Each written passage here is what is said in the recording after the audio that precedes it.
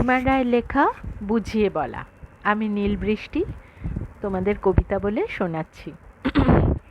ও শ্যামা দাস, আয় তো দেখি, বস তো দেখি এখানে। সেই কথাটা বুঝিয়ে দেব 5 মিনিটে, দেখে নে। জ্বর হয়েছে, মিথ্যে কথা, ওসব তোদের চালাকি। এই যে বাবা চেঁচাচ্ছিলে, শুনতে পাইনি? কালাকি। মাথার বেনো, বদ্যি ডাকবি?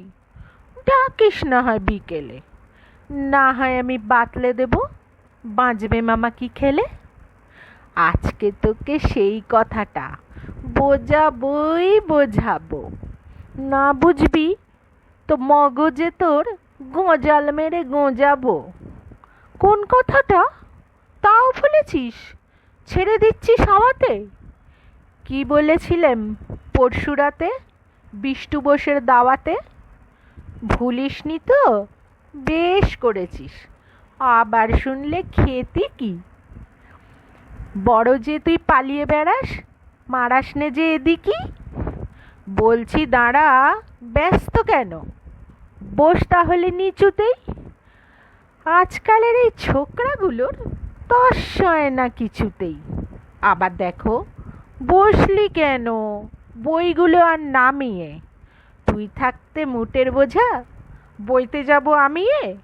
সাবধানেতে আন, ধরছি দাঁড়া, সেই আমাকেই নামালি।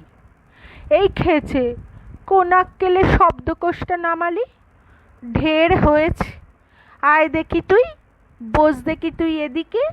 ওরে গোপাল, গোটা কয়েক পান দিতে বল খেদিকে। নমস্কার। কেমন লাগলো তোমরা বলো। ঠিক আছে বন্ধুরা, কমেন্টে কিন্তু অবশ্যই জানিও তোমাদের কেমন লাগলো। এটা বলো, বুঝিয়ে বলার কিছু অংশ আমি পাঠ করে শোনালাম। আজকে আসি, টাটা।